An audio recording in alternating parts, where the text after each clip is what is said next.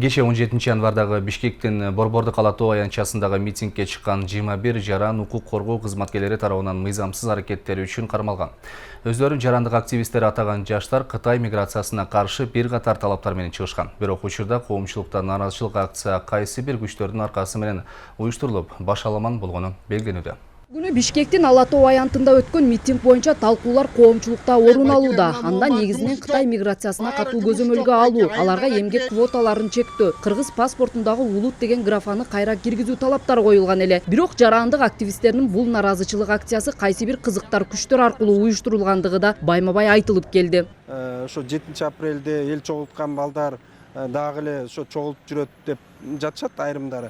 Ошого менче бул жерде өлкөдө стабилдүүлүктү бузууга бир гана тарап кызыктар, бул Алмазбек Атамбаев ар дайым бийликке же болбосо ичара, мисалы үчүн фракциясы менен да кармашып атат. Ушундай бир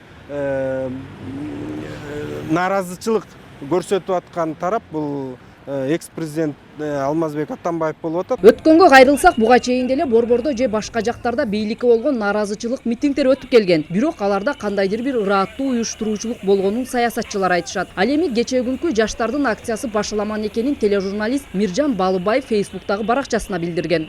Мурдагы тажрыйбалуу саясатчылар менен кошо митинг өткөрүү маданияты дагы кеткен окшойт. Жөн эле бир аламан улакка чогулгандай келишиптир. Уюштуруу начар эмес, жок. Ал көөдөн элге кызуу кандуу жаштарга эле убал болду. Бүгүнкү күнү чет өлкөдө жүргөн мекендештердин саны расмий маалыматтарга ылайык 750 миңден ашат. Ал эми башка маалыматтарда миллиондоп көп. Алардын басымдуу бөлүгү 450 миңи Орусияда. Ошол эле Кытай мамлекетинде да кыргыз жарандары арбын. Эгер дал ушундай митинг аркылуу башка мамлекеттерде жүргөн биздин мигранттарга да нааразычылыктар болсо, бул жакшы көрүнүш болбой тургандыгын адистер белгилешет. Кечээкү митинг бул биздин ошо чет өлкөдөгү мигранттарга кылган кыянаттык деп түшүнүш керек. Себеби ошол орустар силер келип алып биздин элди иштетпей атасыңар, биздин элдин оокатын баарын силер тартып алып атасыңар деп миллион баланы кайра жиберсе артка.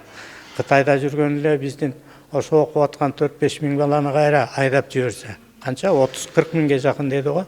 Ошо баланын баарын кайда айдап жиберсе, ошо кечээкү кара шапкечендер баап бере алабы? Акцияга чыккандарды таратуу учурунда милиция кызматкерлери 21 жаранды кармап, Бишкектин 1-май райондук ички иштер бөлүмүнө жеткирген. Аларга жаңы кодекс боюнча коомдук тартипти бузган деген айып тагылып, 3 миң сомдон айып пул салынып, кое берилген. Эгер бир ай ичинде алар айыптарды төлөшпөсө, иштери сотто каралат. Мен ошо эскертүү берет элем. Кыргыз элине жарандарга дайыны жок, мисалы ошо пикетке чыгып билип билбей, мисалы ажерге барып, мисалы эч кандай кажети деле жок да. Себеп дегенде өзүңөр билесиңер, азыр деген элдердин баары митинг, пикеттердин баары тажашты. Азыр деген элдерге, кыргыз элине мисалы бизге тынчтык керек да. Анан эми кечээ күнү карап көрсөк, мынакей жаш балдар деле жүрөт ошакта. 18, 19, 20 жаштагы балдар.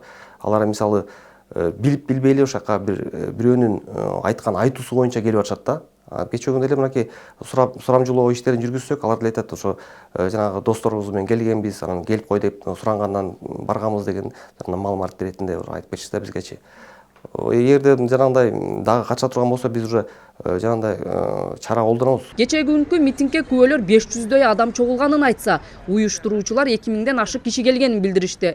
Бирок кандай болгон күндө да Кытай миграциясын шултоо кылып, өлкөдө башаламандык уюштурууну каалаган күчтөр жазага тартылаарын укук коргоочулар эскертишет. Жаңылай Баймуратова, Равшан Тойчиев, Нурньюз, Бишкек.